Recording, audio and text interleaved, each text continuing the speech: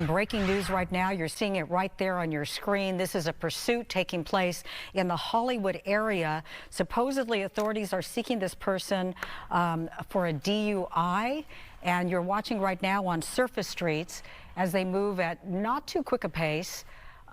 Seems to be slowing down there. We're going to assume LAPD Hollywood Division following right there.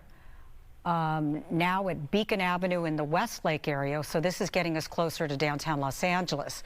But these are always very dangerous, especially if you think the person behind the wheel might be impaired. In fact, you never know if they're under the influence of something, if perhaps they're not even aware that somebody's following them, if they're impaired by drugs or alcohol. But this all a concern for people who are on the streets at this hour, who are driving or even pedestrians. But they don't look to be going at too fast a rate at this point. We're now at 8th Street and Columbia Avenue, now moving over to Whitmer Street. Surface streets in this area, fortunately, are pretty wide, so that is beneficial. Now going around a car, looks to be slowing down through the intersection. Ooh, red light, being followed by that black and white with lights on, and we presume with sirens going, and now heading on James Wood Boulevard. So this will definitely take you into downtown LA. This is one of the ways you get into downtown Los Angeles, where you're going to hit all the traffic. This runs parallel to the freeway. And this person will have to make a decision about whether they're going to jump on that freeway. There you see it, black and whites in pursuit. Again, not looking to be going all that fast. 32 miles per hour we saw at one point right there. And there's always a decision about whether you continue to follow the person. We've seen how very dangerous these pursuits can be. Are you putting the general public at risk, or are you helping them?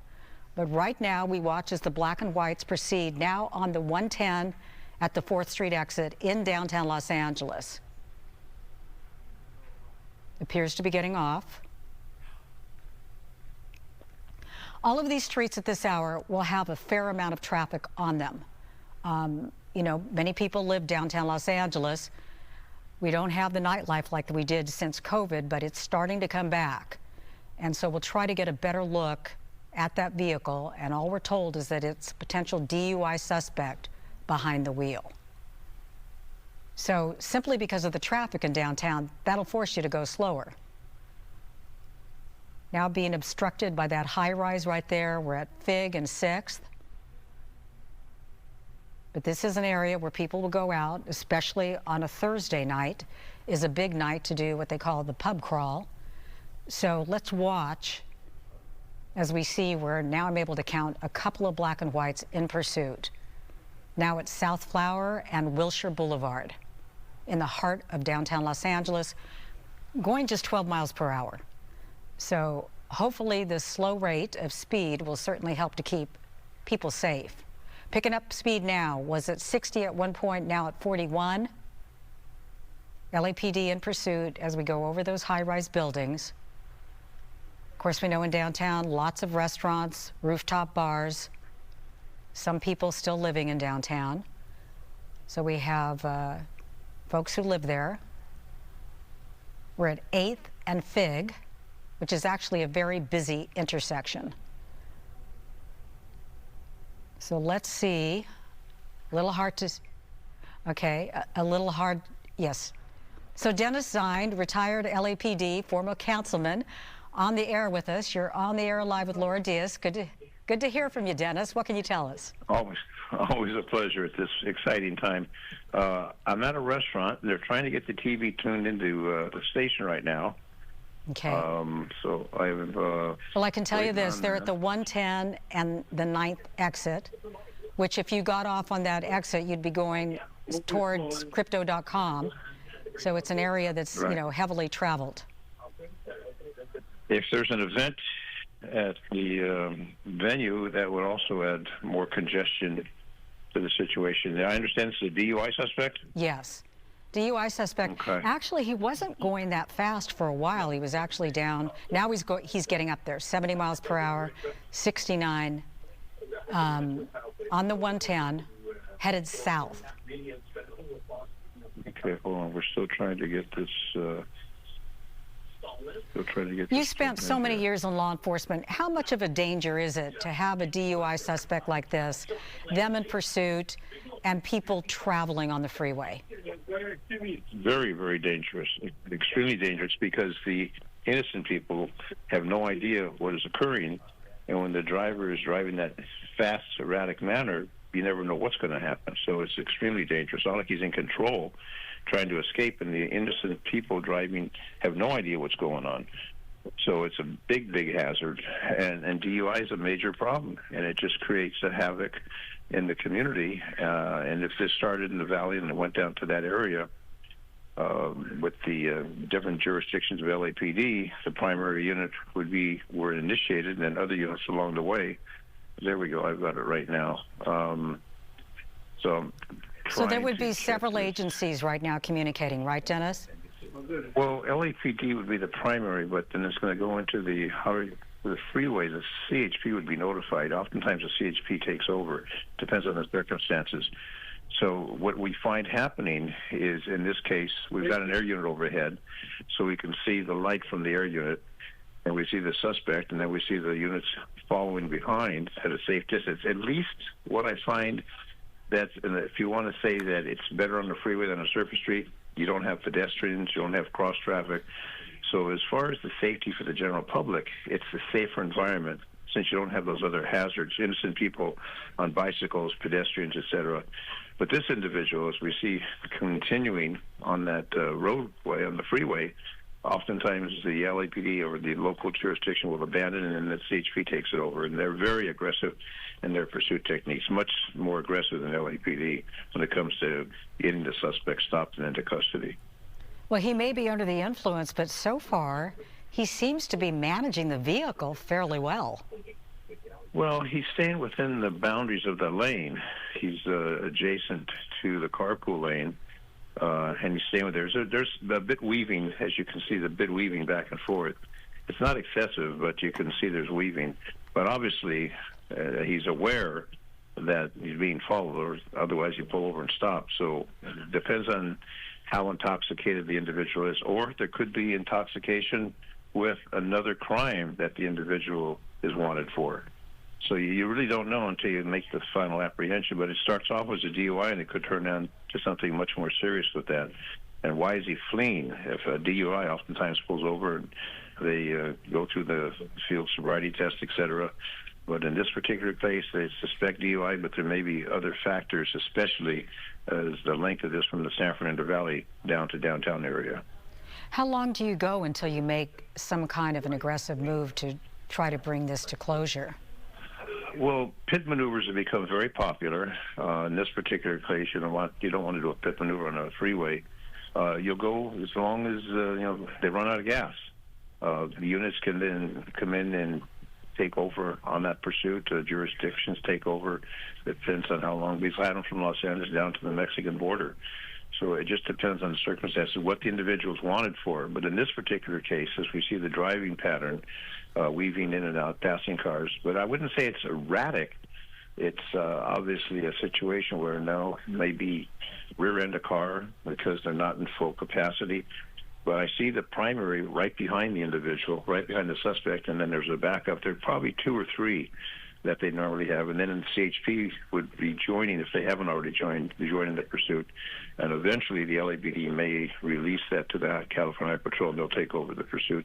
And again, they're very aggressive in their pursuits, much more aggressive than LAPD when it comes to these types of situations.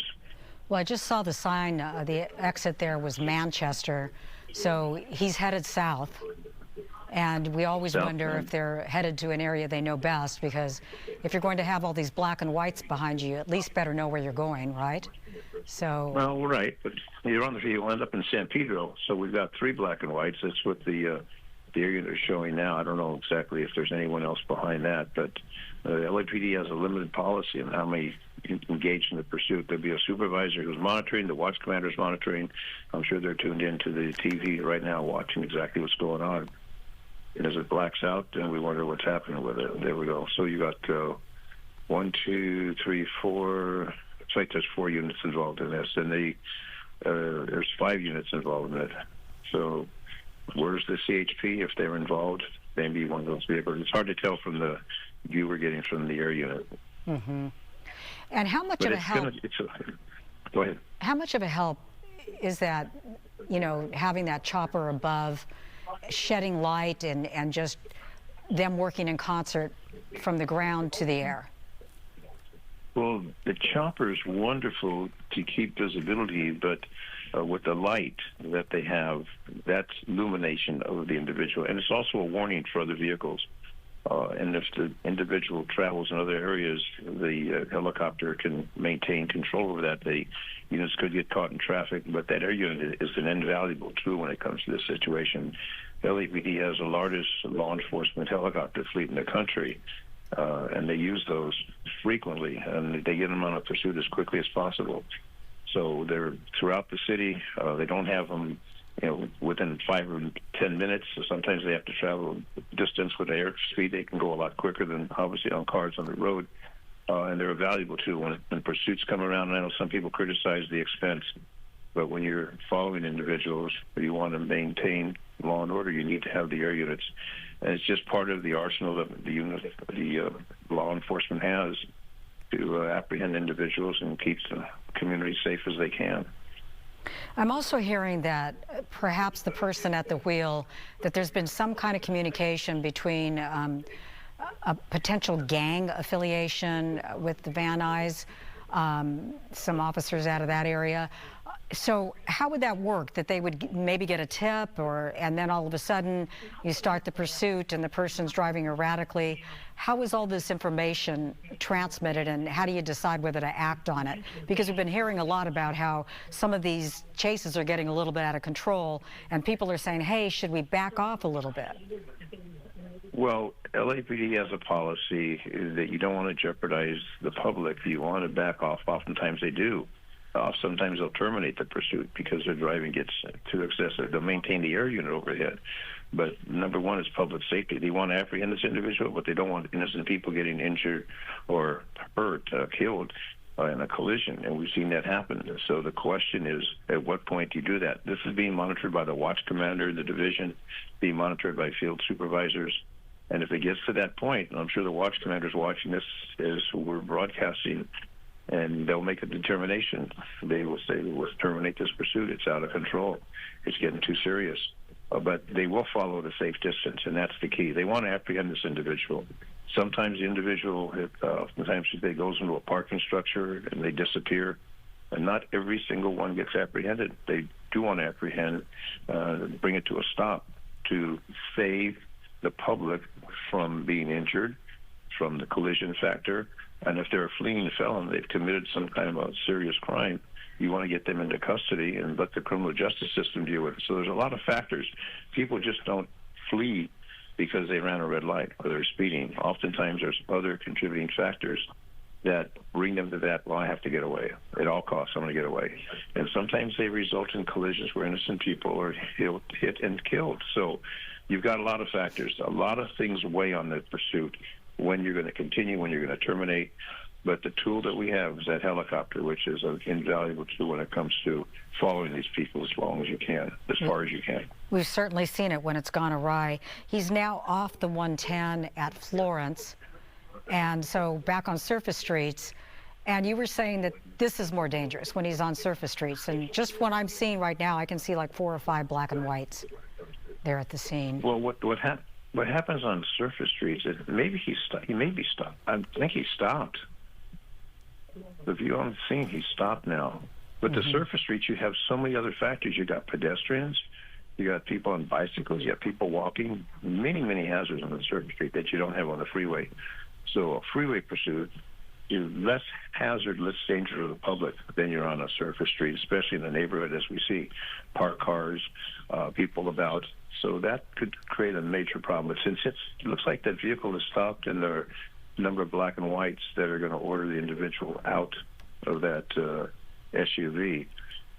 So we'll see where that ends up. But apparently it came to a stop by the driver decided to stop in this particular area. Obviously, it's a heavily populated area. Yes, and you know, We'll you see look them at do. this and you think the danger is subsiding, but in a lot of ways, this is where it's potentially the most dangerous because you do have parked cars there. There could be people around. They don't know exactly who is in that vehicle, if he's armed, if there are other people in there. From your vantage point and your years in law enforcement, how tenuous is it at this point in any chase? Well, it's a lot of stress at this particular time. They want to safeguard the public. Number one, to safeguard the public, and number two, get this individual into custody. But they don't want innocent people to be injured. And with all the police cars and the lights and the sirens and the helicopter, people are going to come out of their homes. They'll be coming out and looking what is going on. We don't want them to be part of the situation where they then become an innocent victim. If this individual comes out with a weapon, starts shooting, there's all types of possibilities. But where this particular pursuit has come to rest, the suspect's not in custody, but the hazard for the community is very, very present, and people need to be aware. They need to stay in their homes and watch it until it subsides. But with that massive amount of police cars and officers, and who knows if the individual comes out shooting, all kinds of scenarios take place. So the bottom line is get them into custody as quickly as can. And sometimes they have to bring out the K-9, sometimes they bring out the SWAT team. It all depends. But as we stand now, it's a standoff. The individual in the vehicle and the units that are surrounding. They seem to be moving quickly now. We're seeing officers moving quickly. So they would likely be telling him to get out of the vehicle, put his arms up in the air, and get into a position where he is not dangerous, correct? If you were Correct. there, what would you think we'd be hearing? Well, we would want to get them out of the vehicle. We want to make sure it's safe. We want to make sure the individual doesn't have a weapon. If he does have a weapon or she has a weapon, obviously, then it could be a situation of deadly force.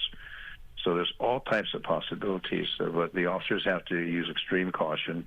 Clearly, they have enough units there. Clearly, the individual is basically going to be blocked in. So I don't think the vehicle is going to go any place. It's just what happens with that driver when he decides, or he or she decides to exit the vehicle. If they cooperate, handcuffs get searched and go down to the police station to get booked. So we're in that mode right now where all those units are not available for calls. All those units that are there need to clear, but they can't clear until the suspect is apprehended. And they don't know what's inside that vehicle until they make that move where the individual decides it looks like he's trying to leave. You think he's on the move again? If I'm not mistaken, went down that road or that alley. Mm-hmm. It looks like if that's the same vehicle, it's hard to tell since it's night and the illumination is not very good, but it looks like, if I'm not mistaken, the individual, there it goes. And it seemed like there was a black and white following him around that corner. So there were a number of black and whites at the scene, and if he's on the run again, this will just continue in this residential neighborhood, which is a hazard to all those people living in that neighborhood. Again, we see pedestrians walking. This is very much of a hazardous situation for the people in that area. And now we see the black and whites. Yes. We don't see the red lights on. We don't see them in a code 3 mode. So it's questioning if they're backing off or what they're doing. This doesn't make much sense exactly what we're seeing now, because those units have, now we got one unit behind. He seems to be moving. Can you see him there? There seems to be movement on the driver's side of the vehicle. It looks like he's now stopping again. Looks like we just went around the block. He's waving. So there's officers that are on foot. Looks like maybe this is it. Maybe he's going to get out now. This is a very interesting pursuit. But all those cars followed around, and now he appears to be exiting the vehicle. So what they would probably do as quickly as possible, get some handcuffs on him and take him into custody. Because this is the standoff if he's out of the vehicle, and they may use some of the tools they have at their disposal to take him into custody, less lethal tools that they have at their disposal. Because we don't know who else is in that vehicle or if this individual is armed. That's the question. But the officers have to safeguard themselves, the neighborhood. But clearly they have enough officers there to make the approach and take them in. If they have a canine unit, the canine unit can also be deployed. So there's a lot of tools at their disposal. But since the vehicle is now stopped once again, the individual appears to be out of the vehicle. It seems to bring this to rest as quickly as possible. But it's been a long time since we've been going, and then we did the round the block through the alley and then stopped him again. And if nothing else, I'm sure they're going to block off that other end so he doesn't do this again. But they're all unpredictable. You never know what's going to happen. Sometimes they surrender very peacefully. I believe he's exiting now. Can you see the red circle? Finally, yes, yeah. And hopefully they'll be able to take him into custody. He should just cooperate, move towards the office, keep his hands visible, knowing if he has a weapon or not. And if he doesn't have a weapon and he puts the handcuffs on, they'll do a search, and we can do a code 4, and they can go back to normal patrol, because I'm sure the calls are stacking up where people are calling 911 for service and there's no units available to handle. That's what happens when the uniformed officers respond to these, and this number of officers, this number of black and whites. Those are all cars that are out there doing patrol, handling radio calls. So when they're not there, those radio calls are stacking up. It looks like we might be taking him. Well, he's still. It's almost like he's talking to them as if he's negotiating. Yeah. There's got to be some kind of conversation. Yeah, which isn't really a bright idea, right, at this juncture. Well, they want to talk. They want to talk him out. They want to talk him into custody. That's what they want to do. They want to bring him to custody. They can use a taser. There's other types of tools they have at their disposal. You know, the vehicle is stopped. We don't want to see it take off again. They want to get him into custody as quickly as possible. And while he's in and out of that vehicle, they may decide to swarm him. There's other techniques that they have. But the bottom line is they don't know who's in the vehicle besides this individual, and they do not know what type, if any, weapons this individual has. So, you know, remember, these officers want to go home to their families at night. They don't want to go and play John Wayne and get hurt or get shot. So there's a lot of factors, and I'm sure there's a supervisor there directing what they want the officers to do. Now, from your vantage point, Dennis, can you tell if... Oh, he's now turning around. He had his hands up. Okay, now it's going to... They're apprehending them. They're... There we go. Yeah. He went through a lot of play for what we're faced with now. Looks like a large stature individual, showing he has no weapons. Pull the shirt up, turn around, make sure there's no weapons in his waistband. So now they'll take him down and put the handcuffs on him, and now he's in custody. So you see the number of units there. Every single one of those units would be out there handling radio calls, every single unit. So all these people waiting for police response to a 911 call or whatever the case may be. The units, I think, just from the San Fernando Valley, they went on this long pursuit. So the primary unit will take over. All the other units will resume patrol. Back on the radio, the air unit will clear, and we'll get back to normalcy in this area. The vehicle will be impounded, and they'll run him through the system and see what he's wanted for. Then he'll get booked. Well, fortunately, this went without a hitch. There were some harrowing moments there on the freeway as it wound its way through downtown Los Angeles, and now I think we're essentially in South LA, maybe even further.